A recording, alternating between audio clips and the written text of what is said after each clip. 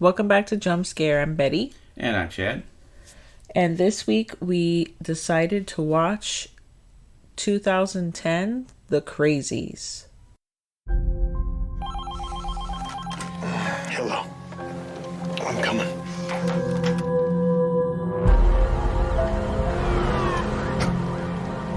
Figured out? Not Deidre or Nicholas. There was an empty gas can just sitting out front, and Bill, well, he was mowing the damn lawn. Bill! Bill!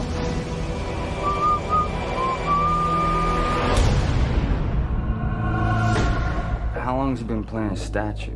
Couple hours now. Hey, Ben. Ben. All things wise and wonderful. Is he dead? You know what? What? We're in trouble. I heard something from the funeral home. What did you hear? Screaming. Jim?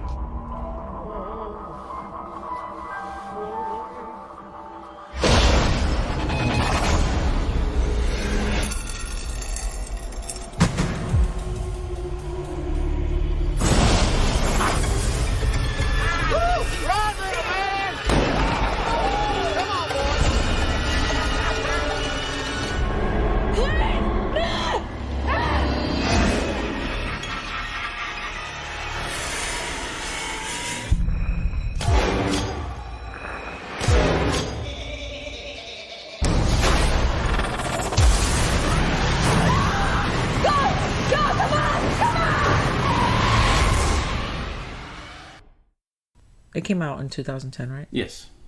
I was like, wait, 1973? No, that was the original. This is a remake of a Romero film for those of you who do not know. And I had never seen either one. I knew that this was a remake of a Romero film, but I never wanted to see the original. I'm not really into infectious diseases. Freak me out. As obviously in the current state of the world, we have a virus going around where people are losing their minds over. So we thought it would be appropriate to watch a movie that had an infectious disease, or this is actually not an infectious disease, spoiler alert, but some kind of pandemic. You start off to the people in the film actually think that this is some shit that's going down after they've been, kind of told that it was an airborne virus that people were getting infected from. Well, no, they thought it was being infected through the water. Through the water. The plane was crashed in the water, and that people who were drinking the water were slowly becoming infected. It was like they were tracing like where the water flowed to how the people were infected. Yeah, well, the film goes through different types because it does have that idea, then they think it's an airborne, and then they finally find out that it's actually a biological weapon that has been dropped off mistakenly or not mistakenly, I don't know. Well, no, they said the plane was carrying the virus to an incinerator to be destroyed, and the plane crashed. I know. Well, we'll get to the ending. I'm like, is it, or is it all a conspiracy? See, Romero, the original film, or any Romero films actually, obviously Night of the Living Dead, there was always some social commentary with that. So for you're coming out of like Vietnam, right? And all the shit that was going on in the early 70s, and he put that into his movie. So there's much more, I guess, the fear of authority and crazy military shit going on, and how they can do things, and just say, oh, it was needed, and cover all that shit up. In the original film, this one doesn't have that kind of take on it whatsoever. It's a lot milder. Yeah, although still, I think this one was kind of in the era of, when we were dealing with all the Patriot Act things, and people were starting to realize, like, the government had done, locking people up and all this kind of stuff. But we were kind of coming out of that, but I'm sure this was conceived back when all that was going on. Yeah, 2010. Is it coincidental that the director's Breck Eisner, who is the son of the former CEO of Walt Disney, so I'm sure he didn't have any help getting that job. Michael Eisner. They're going to keep it a kind of, I'm going to say family friendly, but kind of family friendly to the original film. Did you like the movie? This is not the first time you've seen the movie. No, I saw it back when it came out years ago, but I hadn't seen it since. I remember liking it, but I was kind of annoyed by the fact that they constantly split up in the movie. It's one of those horror movie things where it's like, we're not the Scooby Gang. We don't have to split up every 5 seconds, but yet they did. Oh, here we're going into a creepy old house where there may be crazy people trying to kill us. Everyone go their own direction. Yeah, it's not a smart move. It always gets you killed. Or somebody killed in said situation. I don't know why. Why do they have you split? Well, first of all, it's obviously in the movie, it's to create the suspense and all that bullshit. But it is frustrating because they do it a lot. Actually, that's the whole movie. They do it throughout the whole film, and you're frustrated, and you're like, "What the fuck is going? Why would you do that? Why are you gonna leave your pregnant wife outside alone in the dark?" When in an area you're not really familiar with all this shit going on. You got infected people running around, and you got the military running around, and you got the crazy, like, revved up, infected, like, rednecks running around, and then you have just the regular, vigilantes that are going around taking care of all the people. I didn't see this really as a zombie film, because the infected, some of the infected have like conversations, like they talk. Yeah, some of them were kind of just a little zombie-like, where like the guy who burned his family up and then went into the jail, he seemed like he kind of just turned brainless and was just trying to attack everyone, But then some of them were driving around in cars and using guns, so it's kind of hard to tell. Maybe it affected everybody differently. I don't know. Yeah, it probably did. I mean, it's just like one of those, like when you take a medicine, it's gonna, depending, it's gonna affect everyone kind of differently because everyone has different genetics and whatnot. So that was definitely, I could totally see that. The kills are pretty crazy. There are some creepy moments. They were parts of the film where I felt like, is the film ending? Because it feels like it's gonna end. Oh no, it's gonna keep going. Okay. It's going to keep going. It felt kind of draggy in some parts, and then other parts I just wanted it to end. It was watchable. It wasn't the worst movie. It wasn't Blood Rain. That's always going to be my movie that I'm going to go back to. That's like the worst movie ever made. It wasn't Blood Rain. Well, very few movies are, thankfully. Blood Rain 2. The bloodiest of rains. Did they do a third one? I can't remember. Oh, goodness. If they did, it was definitely straight to video. Or streaming now. I guess you can't say video, right? Oh, you can. They still go to DVD. The really fucked up part of this movie is they have this whole... And this is the frustrating part, too. They're like, oh, the military, we're going to separate those who have, like, a high fever. So, obviously, you're infected. And we're going to put you over here where we're going to, like, strap you down and eventually just probably, like, gas you or kill you or whatever. And then we have all the people that are not infected and they have, like, kind of like a camp situation going on. It was the scene reminded me of Dreamcatcher. And then they have all those people. And, they're saying, okay, you're going to put a little wraparound, little tag around your wrist. You've already been checked, you're not infected, whatever. Then they bring everyone over, and then it's on to the end of the movie. You're like, oh, reveal. They actually killed everybody. Yeah, I don't know why they bothered to separate them then. Why not just put everybody in the town square and shoot them? Exactly, because it's not like... And you know what's crazy? This movie came out in 2010. We already have, obviously, iPhones or cell phones, I'm sorry. Not going to stick with one brand. There are cell phones out there. No one had a cell phone in this. I mean... Yes, they all did. They very clearly showed that they blocked all the cell phones. I'm like, no one had a cell phone. And Shad's like, what are you talking about? The cell phone's not the whole movie. I remember him picking up the landline when he called the sheriff. All the landlines and they were cut. Then they went over and showed him on the computer, and all the internet was down.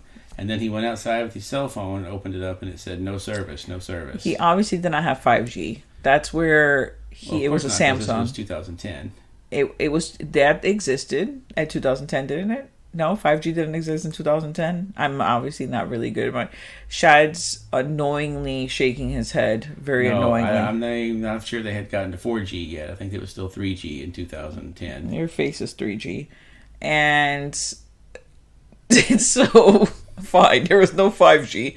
He had a terrible cell service. Oh, yeah, I'm sure they probably scrambled everything. Yeah. So you couldn't get out. But damn, I mean, send a text message. I don't know. Well, if the cell service is down... I know, that's why I'm laughing. Because it's just like, it's not possible for him to do anything. Well, that's bullshit, because I felt like a landline would have gone through. It's a fucking landline. Yeah, but is it's there a line, so you just cut that line. Don't you have to be mobile, like, on the ground in order to do that? You can't do it from, like, a helicopter. No, but you can cut it off at the phone company. Yeah, I guess. These people were fucked. There was 1,250 people in this town. Yeah. And then there were none. No, then there were two. We kind of breezed over how it actually all started. Someone ate some bat soup. Oh, wait. Wrong virus. Yeah. No, it started off kind of like, it was funny because we just finished watching The Outsider, where the whole thing starts off with a bad event at a baseball game. And this one's the same thing. You got the baseball game going on, and then here comes the guy with a shotgun just walking out onto the field. And it just gets worse from there. The poor sheriff, he really was having a bad day. It was not the sheriff's day. The sheriff is played by Timothy Oliphant. Yeah.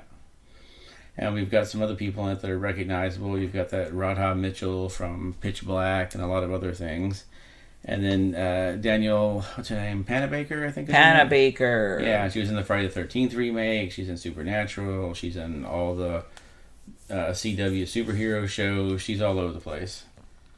I think she's in Justified, too. Oh, okay. So I'm sure that's where she got that job. She met up with Timothy Oliphant again. Yep. Reunited.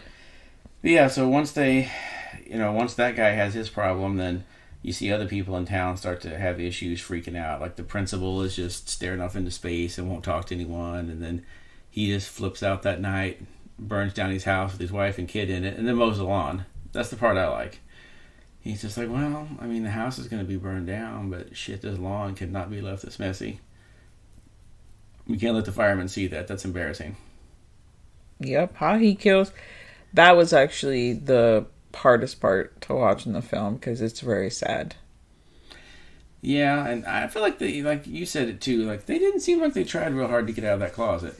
No, they didn't. And like, I would have not locked myself in the closet, especially if he just had a knife. She didn't lock herself in the closet. He locked the closet from the outside. Oh, yeah. I'm sorry. I meant to say I wouldn't have hidden in the closet. Yeah. I feel like you shouldn't hide in places that you're not really sure you're going to be able to escape, like underneath the bed. You would think that would be the perfect place to hide, but that's actually the worst place to hide. Yeah, many horror movies have proven that. Yeah, you can't get out under the bed. I've proven this fact many times, this staging of being underneath the bed. But I'm playing a hide and go seek kind of game. But yeah, it's you're trapped on there. You can't just pop out and run. Like, it's good and it's not good because you can see someone coming. But yeah, her being in the closet, yeah, and then she gets locked in there with her son. That was brutal. Yeah. Yeah, so a lot of other good kills in it, too, because you have the iconic one you see on the trailer and on the box where the guy's dragging the pitchfork down the hallway. They're very big on dragging things along, metal weapons along the floor and the walls in this movie. Yeah, I didn't know why that was going on. I felt that to be very annoying because they are just, I mean, it's like Freddy Krueger coming, like, yeah. It's a very Freddy-esque move. None of them had knives for fingers, so... This movie is the epitome of jump scare. There's a lot of them in it. And they're all pretty good. Yeah, they're pretty good. The closet one where she's looking through the keyhole and you just suddenly see the eye pop in. That was a pretty good one. God. There's definitely a terrifying scene in a car wash. They found a way to make the car wash scary, that's for sure. I don't think I've ever seen that on one before. A car wash? No. Car That was wash murder? actually very, very creepy. Yeah, I mean, because that's one of those things of, we've all gone through those automatic car washes before where you just can't see anything that's going on. The car's just covered in soap and you just come out the other side and hope everything's okay. Yeah, you're like freaked out. I don't like going to the car wash. I like it and I don't like it because it's the unknown and you don't know what's going on. Then I have like a kind of like the mist feeling. It's like interdimensional, like huge beings are attacking my car. Yeah, that was a good sequence in there. And there's a lot of good ones in there, especially like with the, like you said about the redneck guys driving around. This is just another movie that proves that rednecks make everything worse. Because maybe things wouldn't have gotten as bad if the truck full of rednecks hadn't driven through the quarantine fence, turned everyone loose. Because that was when things seemed to get really bad. Maybe they wouldn't have felt like they needed to kill everyone if the rednecks hadn't done that. And two, maybe if, Timothy Oliphant didn't break like they said, oh, you're not sick, we'll put you over here. First thing that happens is he disappears and runs off back into the quarantine thing. So, who knows? Maybe they wouldn't have burned everything down if people had just done what they were told.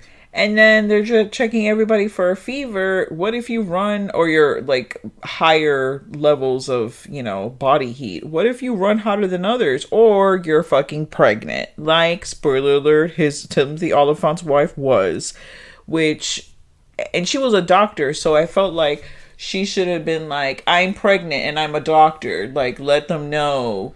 They didn't really seem to be listening all that much. No, they weren't listening. But, I mean, make the effort, though. He was just busy trying to fight him, which I feel like you're not going to fight 75 guys in, hazmat gear with assault rifles. Yeah, and then if they would have just killed everybody once they got there, then we wouldn't have a movie. Yeah. But the movie felt like it could have been a little shorter. God knows probably how long. It's probably already a short movie to begin with. It's probably like 87 minutes. It's about an hour and a half or so, I think. But yeah, I agree. They could have trimmed a lot out of it. It jumps into the action pretty fast, but once the action starts, it kind of slows down in parts. I feel like you didn't need a lot of scenes of them just walking on the highway. There's a lot of walking in the highway scenes. Yeah, they could have cut that. I felt like I was playing Fallout as much walking as they were doing. Ooh, Fallout. That's a movie I would like to see. Yeah, that'd be alright. That'd be a pretty... But there's never been a good video game adaptation, so I wouldn't have high hopes for that. Yeah, I guess. Yeah, I'm trying to think if there's... You didn't like Super Mario Brothers? No. Oh, okay. Well, that was Teenage Mutant Ninja Turtles? That's not a video game. That was a comic book.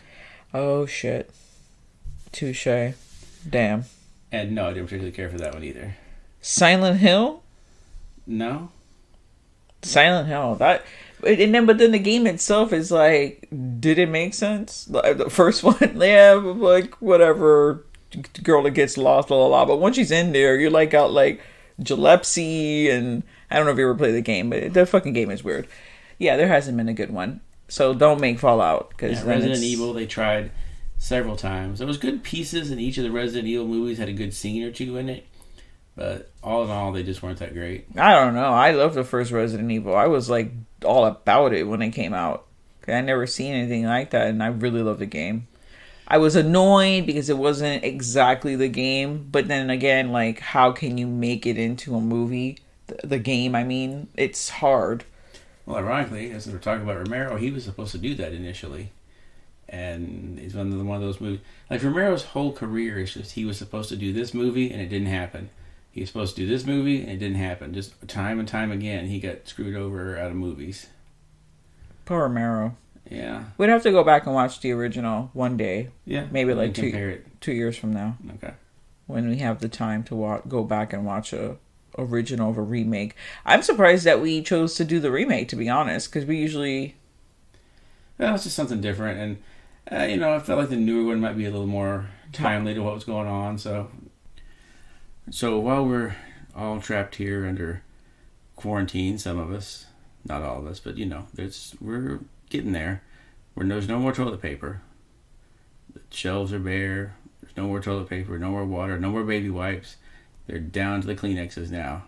So, and maybe some napkins. So while we're in the middle of all this fun that's going on, what are some other good virus, pandemic-related horror movies that we could check out? Well, in relations to horror, a lot of them have, different reasons why. Either it's water contamination, like I guess in Cabin Fever, you have The Stand.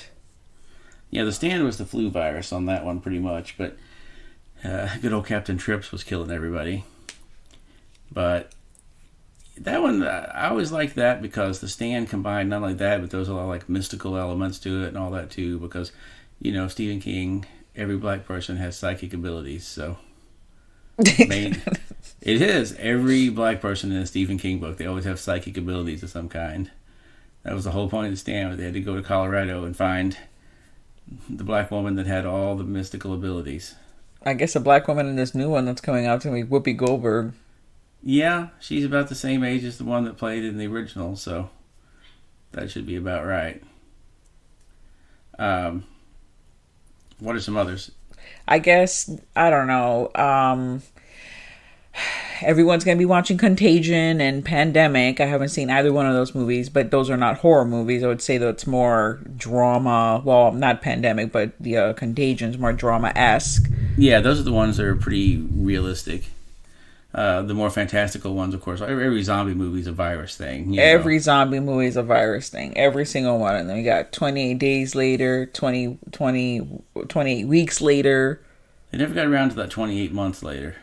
Yeah, let's get on that. Maybe it'll be biography, like an autobiography. Yeah, well, maybe they'll get on it now. All these people will start funding movies. But like, we need to get this stuff out in the theaters. As soon as everybody's back to the movie theaters, I want to see this. That's going to be there's probably going to be a crazy, insane rush. Where are those random people, those like little small, like independent film people, makers that do those insane, like, Sharkpocalypse, The asylum people that do like snakes on a train.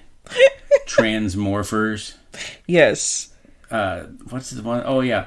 I Am Omega is my favorite. They did that right around the time the Omega Man came out because, of course, they can rip that story off and just call it something very similar. Or what was the other one that they did that was so... Oh, the one that they did, Pet Graveyard. Oh, God, that's really terrible. terrible. Instead of having the super fluffy cat on the front, they had one of those hairless cats sitting on a gravestone. They were like, yeah, you like that Stephen King movie about the fluffy cat that came back from the dead? Well, we got a hairless cat that comes back from the dead. And that shit's going to be even creepier because, he's going to have scabs all over his hairless body. And, ugh, they're creepy anyhow. Then you take all the fur off, it's going to be even creepier. Watch Cooties, y'all. Watch Cooties with Elijah Wood and Rainn Wilson. I love that movie. Yeah, that's a good zombie one, but the fact that the zombies are all kids in that one, so that makes it a little better. Yeah, definitely, because you barely see that, like, they're all children, and it's specifically, it's kids who haven't gone through puberty. Yeah. In that one, they had some contaminated chicken nuggets. Yeah, and they show you very graphically how they got the chicken nuggets. And it's disgusting, and it's like, you may never eat chicken nuggets again. Probably why this movie didn't become popular, even though I was like, this movie's fucking great. Somewhere Ronald McDonald's in the boardroom chomping on a cigar looking at we got to kill this Cooties movie. It's giving us a bad reputation. For real. For some reason he talks like Jimmy Cagney. I don't know why. Jeez. Outbreak. Which that's kind of like the prototypical action virus movie. Because it's you get the like close-ups of the virus flying around the movie theater and flying around the hospital vents. There's a scene where it goes through the vents of the hospital and you see like the little germs infecting everyone. And because it's got, what's his name? Dustin Hoffman, Rene Russo, Cuba Gooding Jr., and Kevin Spacey. I'm pretty sure Donald Sutherland's in this movie. Yeah, he is. Of course, Donald Sutherland's in the movie. I think he's the evil guy that just wants to firebomb the whole town. Yeah. Because he's usually, Donald Sutherland's either the evil guy or he's like the kindly old grandpa. There's no in between. Per usual, it's an African monkey that has carrying this virus that's infected this town. Yeah, and then you got, what's the Dead Alive? That one's another one. You got a monkey that infects everybody with a virus. No, that's terrible. No monkeys, no bats. Let's just not do any of those. Any kind of monkey or rodent, you're never going to do well with those. Because technically, Cujo's a virus movie. Oh, yeah. Because the rabbit gave him rabies, and then he went crazy. Otherwise, he was just chilling in front of the garage till the rabbit made him crazy. Or Rabid, not the Soska sisters. I don't even know if that's that version of the movie has come out, but It's out. Yeah, it's on Netflix or something now. okay. Yes, that movie, the original. That movie didn't make any fucking sense. I really hated that movie, so I choose not to talk about it. No, it's so I guess it's a movie of its time. I don't know. I don't care for the film because it doesn't make any fucking sense. She has a terrible motorcycle accident, and then she has skin grafting. She gets a terrible disease which she gives sexually or non-sexually to like everybody. It's just it's a weird fucking movie. It's Is that weird. Rabbit or Shivers? Oh shit. Is it Shivers? Oh damn. I don't know. See, I don't even know. Fuck, we'll just Rabbit Shivers. That's gonna be the new movie. Rabbit Shivers. I can't even say it. Shit, maybe it is Shivers. We're gonna have to. We did not do research on those two movies. One of them, I want to say it's Rabbit. It's been a long time since I've seen both of them, so I saw them years ago. So I'm like when I was in high school, and I've kind of forgotten a lot of them because I haven't revisited them very often. I'm gonna say very sadly that the Rabbit movie I probably saw like sometime last year. So that's why I don't think I've seen Shivers. But anywho, either one of those movies I guess would fit the bill for what's going on if you want to stick in the disease horror films. And, you know, I don't know. Hopefully this will blow over soon. You know, guys, stay clean. Wash your hands like you should have been doing the whole time. With, you know, soap. Soap is the best thing ever made. So use the soap.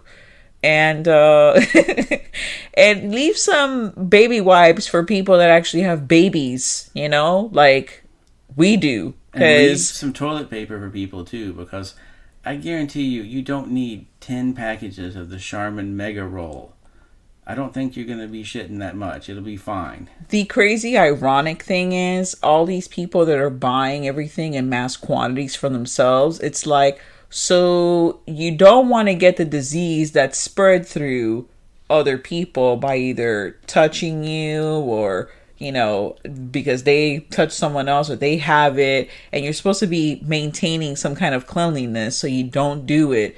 So you're going to take everything, so then everyone else is going to have all that. And then, like, you're taking away what the other people need in order for it not to spread. You're literally perpetuating the spread of the disease, of the virus. I shouldn't say the disease, of the virus. So, you know, I'm sure this will all blow over, like, soon, hopefully. We got to get back to quote unquote normal. The only distance I want is the distance that has like come about within the last 10 years, which is the distance of looking in your phone and getting lost in your phone and ignoring the people around you. Yeah, that one, that disease. So let's stick with that one as opposed to this new one. I don't care for it. So thank you so much for joining us on our somewhat review of this film, The Crazies, with Timothy Oliphant and gang. And stay tuned to the horror and stay clean. And now, folks, it's time to say goodnight. We sincerely appreciate your patronage and hope we've succeeded in bringing you an enjoyable evening of entertainment. Please drive home carefully and come back again soon. Good night.